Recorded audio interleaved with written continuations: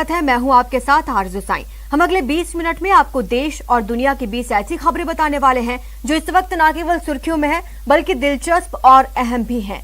तो शुरू करते हैं 20 मिनट में 20 खबरों का सिलसिला। सबसे पहले देखेंगे राजस्थान की कौन कौन सी खबर इस वक्त अहम है। गए तो थे कमाई करने, लेकिन अब बन गए हैं कैदी।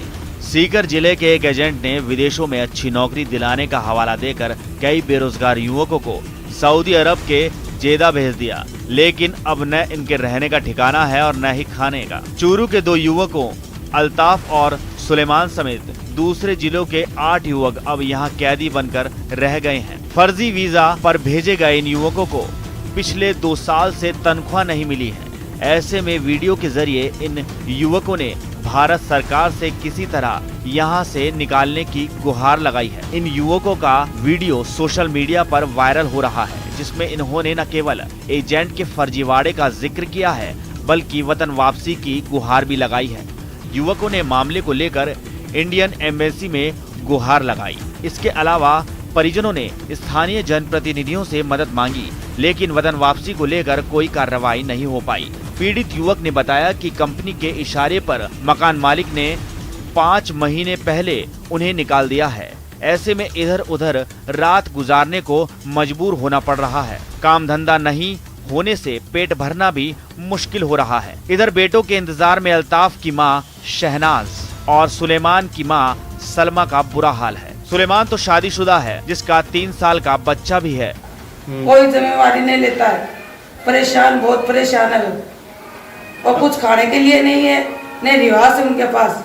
गवर्नमेंट बोलता है कि मेरी रिवाज खाली कर दो, आप रोड पे जाओ, तो रोड पे कोई रिश्तेदार नहीं, किसके पास जाए। बिल्डिंग के बाहर भी निकाल दिया उनको। हम भेजते तो हमारे कुछ करने के लिए भेजते वहाँ सऊदीया के, तो उन्होंने एजेंट बहुत फर्जी काम किया हमारे साथ के अंदर। पैसे भी ले लिए और ऐसे कहा कि हम तुम्हारे लड़के को अच्छी जगह भेजेंगे।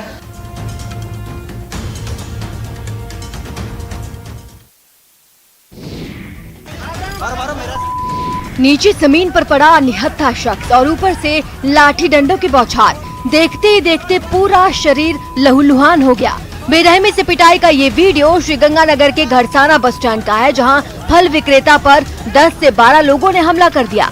लाठी डंडों से लैस इन लोगों ने फल विक्रेता पर ताबड़तोड़ वार किए और गंभीर रूप से घायल कर दिया। जानकारी के मुताबिक कुछ दिन पहले घड़साना बस स्टैंड पर फल बेचने वाले किशन मोची का कुछ युवकों से विवाद हुआ था। उसी विवाद में युवकों ने फल विक्रेता पर जानलेवा हमला किया, जिसका वीडियो अब सामने आया है। हमले में गंभीर रूप से घायल किशन मोची को अस्पताल में भर्ती कराया गया है। वहीं इस मामले में घड़साना पुलिस ने 3 युवकों को राउंड अप किया है और बाकियों की तलाश जारी है।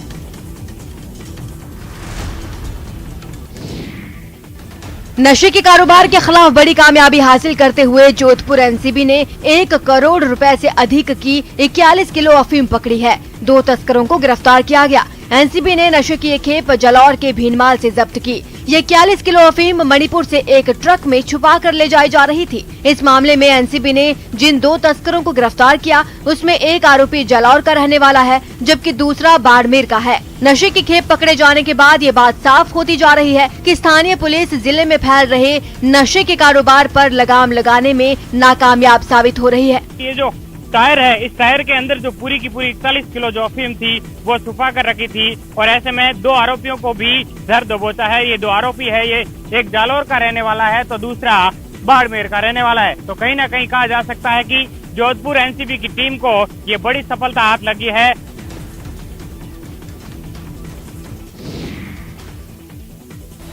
बाप बेटी के पाक रिश्ते को बाप ने बार बार नापाक किया, बार बार इस पवित्र रिश्ते को अपवित्र किया। कोटा के इस पापी बाप ने एक एक कर कई पाप किए। आइए अब आपको बताते हैं पापी बाप की करतूत की कैसे खुली पोल। दरअसल पिता ने जब तीसरी बार अपनी बेटी का रिश्ता तय कर सौदा किया तो नाबालिग बेटी घर से फरार हो गई। पिता ने आरकेपुरम थाने में अपनी बेटी की गुमशुदगी की रिपोर्ट दर्ज करवा दी, जिसके 1 महीने बाद पुलिस ने नाबालिग को दस्तयाब कर बाल कल्याण समिति के सामने पेश किया। इसके बाद पापी बाप की पूरी असलियत सामने आ गई। पिता बार बार इस बच्ची के साथ मारपीट करता था और दूसरी जगह शादी के लिए जिद कर रहा था। इस जगह से 50,000 रुपये की डिमांड की गई और बात बैठी नहीं, इसके पिता ने मना कर दिया, 50,000 में मैं कोई सौदा नहीं करूँगा। बेशर्म बाप दौलत की खातिर न सिर्फ अपनी बेटी की शादी का सौदा करता रहा बल्कि उस पर जुल्म भी ढाता रहा।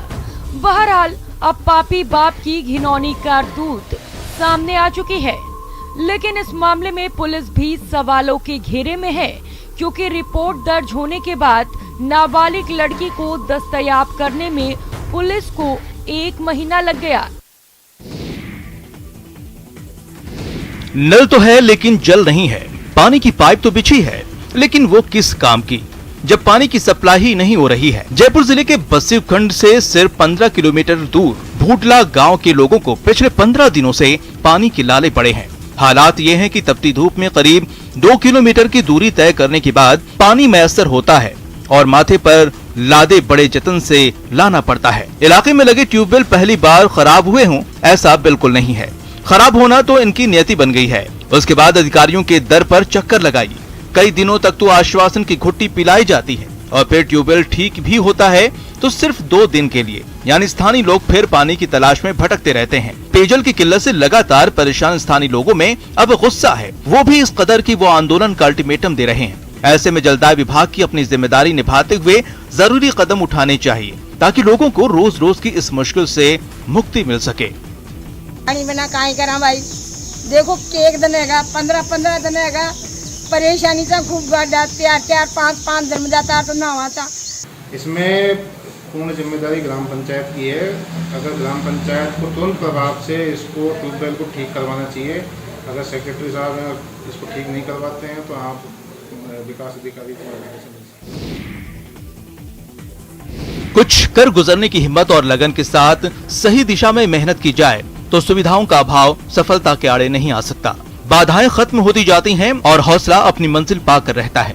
दौसा की शिवानी ने भी अपनी मेहनत और लगन से आज वो मुकाम हासिल किया है जिसने पूरे प्रदेश को गौरव प्रदान किया है। मंडावर की रहने वाली शिवानी को भारतीय महिला हॉकी टीम के लिए टॉप 20 प्लेयर में चुना गया है।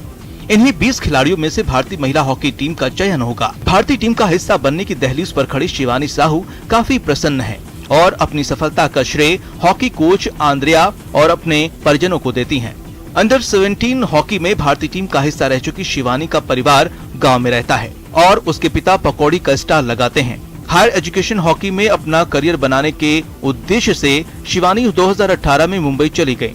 इसके बाद शिवानी ने Guru Nanak Khalsa English medium school से सीनियर पास की और उसके बाद ग्रेजुएशन की पढ़ाई के लिए पुणे शिफ्ट हो गयी। शिवानी का कहना है कि उनकी सफलता के पीछे उसकी मेहनत और लगन के साथ साथ उनके परिवार की भी अहम भूमिका है।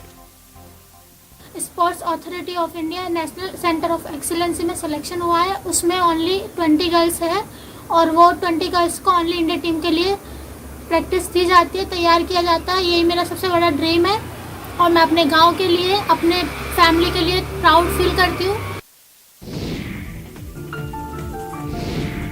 मौका मिलेगा तो हम दिखा देंगे, बेटों से हम कम नहीं ये बता देंगे।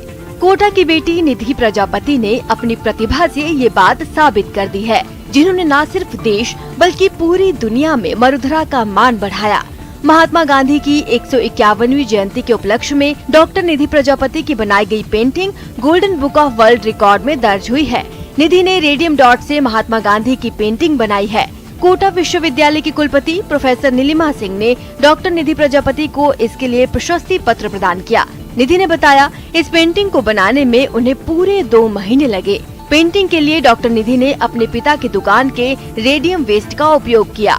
पेंटिंग में गांधी जी की परछाई को बादलों से झलकते हुए दर्शाया गया है, जो बताता है कि आज भी गांधी के आचार, विचार, दर्शन, नियम और अनुशासन की जरूरत है। इस मौके पर कुलपति प्रोफेसर नीलिमा सिंह ने पूरी दुनिया में मरुधरा का मान बढ़ाने के लिए निधि को आशीर्वाद दिया। 1000 से ज्यादा रेडियम डॉट्स, जो कि वेस्ट रेडियम बच जाता है, उनके डॉट्स काट कर उनको एक एक असेंबल करके बनाया था, जो पूरी हैंडमेड पेंटिंग थी। इस पेंटिंग को बनाने में 2 महीने का समय लगा था। एक तरह की एनर्जी थी जो है ना, उस एनर्जी को यदि हमारा यूथ भी थोड़ा सा इस्तेमाल करे, उसको डायरेक्ट गलत डायरेक्शन में ना यूज़ करते हुए एक सही डायरेक्शन में ये यूज़ करता है तो हमारा देश जो है वो बहुत प्रगति करेगा। अहमदाबाद में ये विशाल मोटेरा क्रिकेट स्टेडियम है, दुनिया का सबसे बड़ा क्रिकेट स्टेडियम। लेकिन अगर आप जयपुर के चौप गांव के आसपास रहते हैं तो जल्द ही आपको मोटेरा की तरह ही भव्य क्रिकेट स्टेडियम देखने को मिलेगा। जी हां, RCA ने जयपुर के चौप गांव में दुनिया का तीसरा सबसे बड़ा स्टेडियम बनाने की तैयारी शुरू कर दी है। RCA को स्टेडियम की जमीन का पट्टा मिल चुका है।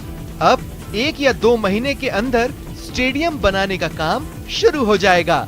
खेल जगत की मैं ये एक ऐतिहासिक दिन मानता हूँ इसको, जब हम JDA में RCA के हम तमाम पदाधिकारी जो लीज डीड का पट्टा है उसको लेने के लिए हम यहाँ आए हैं। और मुझे खुशी है कि जिस तरह से अब आगे काम बढ़ेगा, हमें इस जो सपना देखा गया उसके दिशा में हम पहले कदम पे आगे बढ़ चुके हैं। तो बस थोड़ा इंतजार कीजिए, जल्द ही मोटेरा की तरह चौप गांव में दुनिया का तीसरा बड़ा स्टेडियम तैयार हो जाएगा, जहां आप इंटरनेशनल नेशनल खिलाड़ियों को क्रिकेट खेलते देख सकेंगे।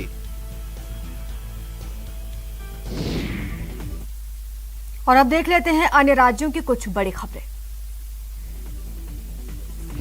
चीन के साथ LAC पर बढ़ते तनाव के बीच भारत ने नए सिरे से रणनीति बनाने का काम शुरू कर दिया है।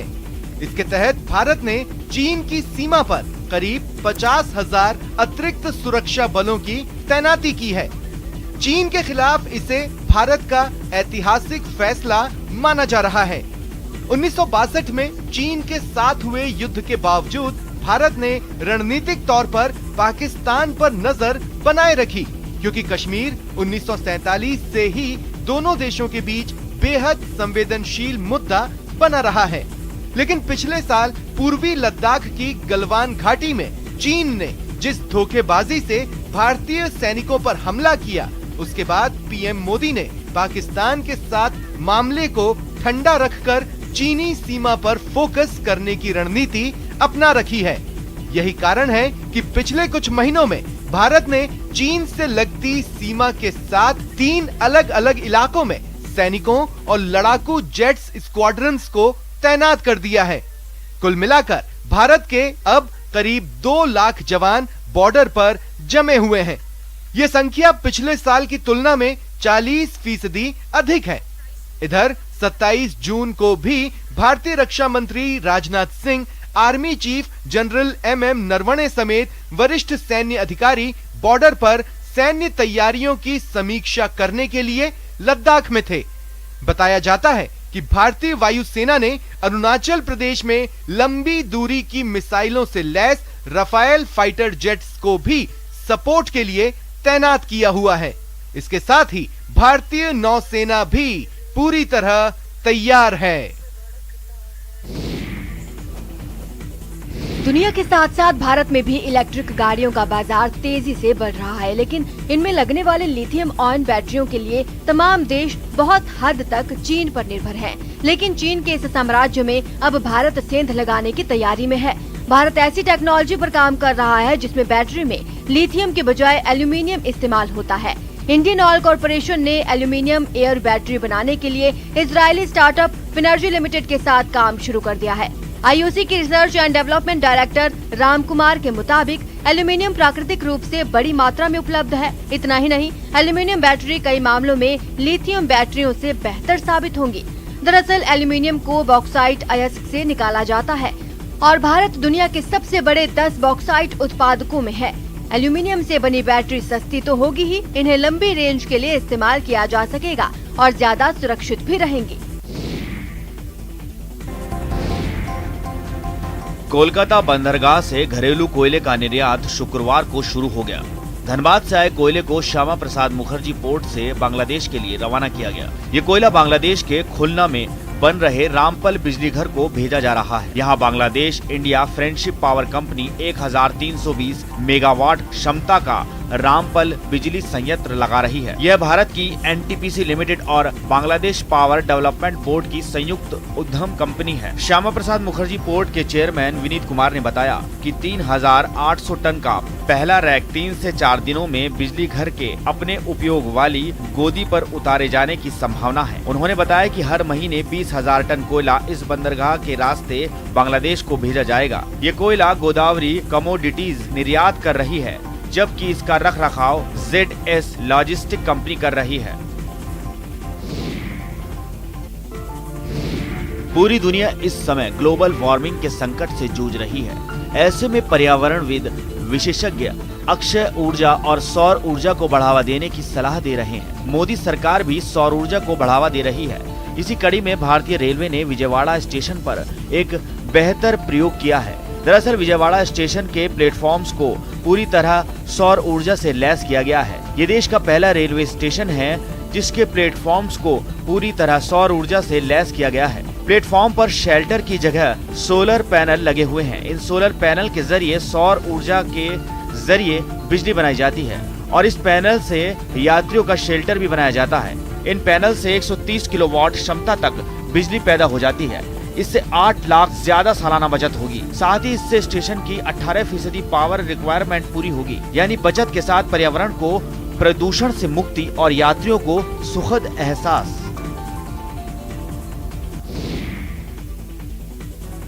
छोटी उम्र और स्कूल का लंबा चौड़ा सिलेबस, बच्चों में तनाव का लेवल बढ़ता जा रहा है। बच्चों में तनाव कम करने और पढ़ाई में उनकी रुचि बढ़ाने के लिए दिल्ली सरकार ने 3 साल से हैप्पीनेस कैरिकुलम की शुरुआत की थी, जिसकी तीसरी वर्षगांठ पर कई स्कूलों में हैप्पीनेस उत्सव का आयोजन किया गया। इस दौरान स्कूली बच्चों ने दिल्ली के डिप्टी CM मनीष सिसोदिया से हैप्पीनेस कक्षाओं के कारण अपने जीवन में हुए सकारात्मक बदलाव को साझा किया। उत्सव में अपने अनुभव साझा करते हुए छात्रों ने कहा कि इससे पहले उन्होंने सीखा कि कभी भी मुश्किलों से हार कर कोशिश करनी नहीं छोड़नी चाहिए। कई छात्रों ने बताया कि वे मोबाइल गेम खेलने के आदी हो गए थे, जिससे उनकी आंखों में दर्द रहने लगा था और साथ ही बहुत ज्यादा चिड़चिड़े हो गए थे। लेकिन हैप्पीनेस की गतिविधियों के अभ्यास से अब वे तनाव मुक्त रहने लगे हैं और उनका पढ़ाई में भी मन लगने लगा है। इस मौके पर दिल्ली के डिप्टी CM मनीष सिसोदिया ने कहा कि हैप्पीनेस पाठ्यक्रम ने भारत की वर्षों पुरानी ध्यान परंपरा से लोगों को जोड़ा है। लाखों बच्चों ने कोरोना के दौरान हैप्पीनेस क्लास में सीखे गए माइंडफुलनेस और अन्य गतिविधियों का अपने घर परिवार में अभिभावकों और भाई बहनों के साथ अभ्यास किया है। इसमें लोगों को इतनी मुश्किल के दौरान भी खुश रहना और तनाव मुक्त रहना सिखाया गया है।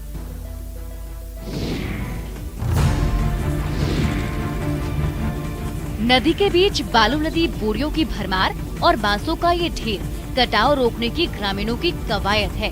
नजारा बघा के महादेव गांव का है, जहां पहाड़ी नदी के कहर से निजात पाने की ग्रामीण खुद ही कोशिश कर रहे हैं। दरअसल बीते कुछ दिनों से लगातार हो रही बारिश के चलते पहाड़ी नदी उफान पर है। नदी के कटाव ने इलाके के ग्रामीणों के लिए परेशानी खड़ी कर दी। लोगों ने सरकार से मदद की गुहार भी लगाई, लेकिन प्रशासन की बेरुखी के चलते ग्रामीणों ने खुद ही नदी की धारा को मोड़ने की ठान ली। नदी के कटाव की भीड़ करीब 150 एकड़ खेत चढ़ चुके हैं। साथ ही इलाके के 5 से ज्यादा गांव पूरी तरह प्रभावित हो चुके हैं। ग्रामीण चंदे इकट्ठे कर नदी पर बांध बनाने की कवायद में जुटे हैं। अब तक 4 लाख रुपए खर्च हो चुके हैं। श्रमदान कर लोग नदी की धारा को मोड़ने में जुटे हैं और मजबूती के साथ लोग बढ़ चढ़कर निर्माण कार्य में जुटे गए हैं। पहाड़ी नदी की धारा से संघर्ष की कहानी ग्रामीणों के जज्बे को सलाम कर रही है, तो वहीं शिकायत के बावजूद प्रशासनिक उदासीनता सरकार की कार्यशैली पर गंभीर सवाल भी खड़े करती है।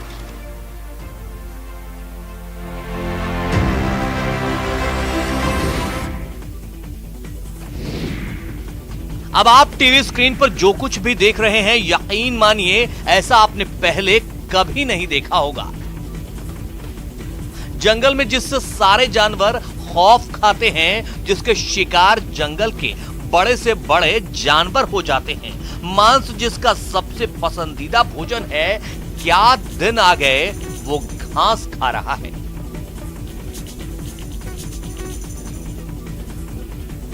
आंखें खोलकर देख लीजिए, हरे भरे जंगलों के बीच खड़ा ये टाइगर बारिश के मौसम में उगाए हरे हरे घास खा रहा है, वो भी पूरे मजे के साथ चटखारे ले लेकर। ऐसा लग रहा है जैसे घास नहीं अपना पसंदीदा शिकार खा रहा हो। थोड़ी देर के लिए तो ये तस्वीरें सिर चकरा भी देती हैं कि आखिर ये हो क्या रहा है। आखिर ऐसी कौन सी मजबूरी आन पड़ी कि टाइगर को घास खाने की नौबत आ गई।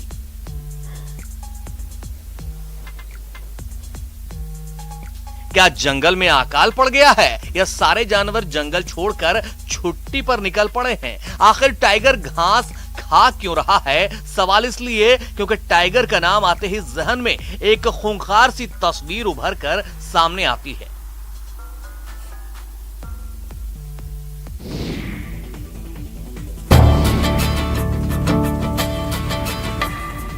कहते हैं जज्बा हो तो इंसान कुछ भी कर सकता है। इसका जीता जागता मिसाल है ग्वालियर के अजीत सिंह, जो एक जेवेलियन थ्रोअर हैं और उनका पैरा ओलंपिक के लिए चयन हुआ है। अजीत सिंह ने अपनी मेहनत के दम पर प्रदेश का नाम रोशन किया है। अजीत सिंह LNIPE के छात्र हैं। नई दिल्ली स्थित जवाहरलाल नेहरू स्टेडियम में हुए ट्रायल में F46 कैटेगरी में अजीत ने 63.96 मीटर जेवेलियन थ्रो कर पैरा ओलंपिक के लिए टिकट कटाया है। 2019 में दुबई में हुई वर्ल्ड पैरा एथलेटिक्स में भी भारत के लिए पदक जीत चुके हैं। बताया जा रहा है कि एक दर्दनाक हादसे में उनका हाथ कट गया, लेकिन फिर अजीत ने हिम्मत नहीं हारी। पैरा ओलंपिक गेम्स जापान की राजधानी टोक्यो में 24 अगस्त 2021 से लेकर 5 सितंबर 2021 तक आयोजित किए जाएंगे। जिन एथलीट्स के पास इंटरनेशनल पैरालंपिक कमेटी का लाइसेंस है, जिन्होंने मिनिमम क्वालिफिकेशन स्टैंडर्ड हासिल किया है, वो ही एथलीट ट्रायल में शामिल हुए।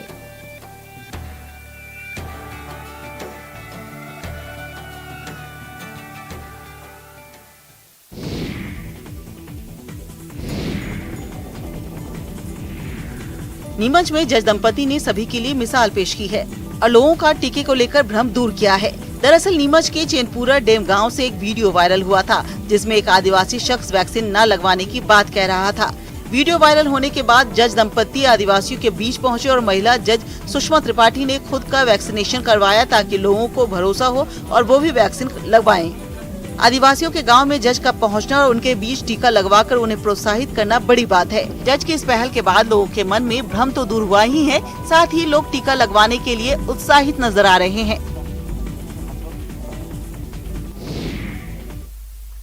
और अब देख लेते हैं अंतर्राष्ट्रीय जगत की कुछ अहम खबरें। भीषण गर्मी की मार झेल रहे कनाडा के ब्रिटिश कोलंबिया से रोंगटे खड़े कर देने वाली कुछ तस्वीरें सामने आई, जहां जंगल में लगी आग ने वहां के कई मकानों को जलाकर राख कर दिया। खतरे को देखते हुए आसपास के करीब 300 से भी ज्यादा घरों को खाली करवा लिया गया, क्योंकि गर्म हवाओं की वजह से आग तेजी से रिहायशी इलाकों की ओर बढ़ने लगी। कुछ ही घंटों में उसने जंगल के बड़े हिस्से को अपनी चपेट में ले लिया। धधकते जंगल से धुएं का गुबार आसमान की ओर उठता नजर आया। आग से जंगल को तो भारी नुकसान हुआ ही, आसपास मौजूद कई मकानों को भी ये खतरनाक लपटें लील गईं। सबसे ज्यादा परेशानी उन लोगों को हुई जो हाईवे के करीब बसे हैं। उन्हें अपने मकानों को छोड़कर जाना पड़ा। Me and my dog just got out, but we could see the house literally in fire. Car से बनाए गए वीडियो में जहां तक नजर गई तबाही के निशान दिखाई दिए। आग की तपिश और उससे उठते धुएं की वजह से हाईवे पर गाड़ियों का चलना तक मुश्किल हो गया। बताया गया कि खतरे को देखते हुए फायर ब्रिगेड की कई टीमें जगह जगह तैनात कर दी गईं। तुर्की में सैकड़ों महिलाओं ने अपनी सरकार के खिलाफ विरोध का बिगुल बजा दिया। असल में तुर्की हिंसा से महिलाओं की रक्षा करने पर हुई इस्तांबुल कन्वेंशन नाम की एक अंतर्राष्ट्रीय संधि से अलग हो गया। हालांकि इसके साथ ही तुर्की के राष्ट्रपति रिसेप तैयप एर्दोगन ने संधि के विकल्प के तौर पर नए एक्शन प्लान का ऐलान भी किया है। लेकिन तुर्की की महिलाओं को संधि का दोबारा हिस्सा बनने से कम कुछ भी मंजूर नहीं। यही वजह रही कि इस्तांबुल से सामने आई तस्वीरों में भारी तादाद में महिलाएं सड़कों पर डेरा जमाए नजर आईं।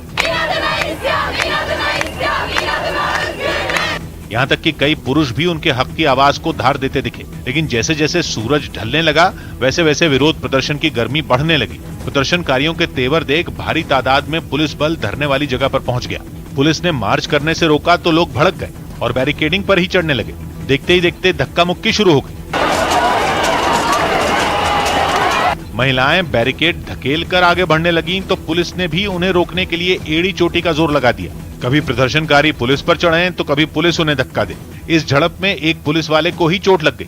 जिस संधि से बाहर होने पर तुर्की में बवाल हो रहा है, उस पर 2012 में मोहर लगाने वाला पहला देश खुद तुर्की ही था। ऐसे में वहां की महिलाओं को डर है कि उनके देश के संधि से अलग होने पर तो वो और खतरे में पड़ जाएंगी। फिलहाल इतना ही। आप देखते रहे न्यूज़ 18 राजस्थान।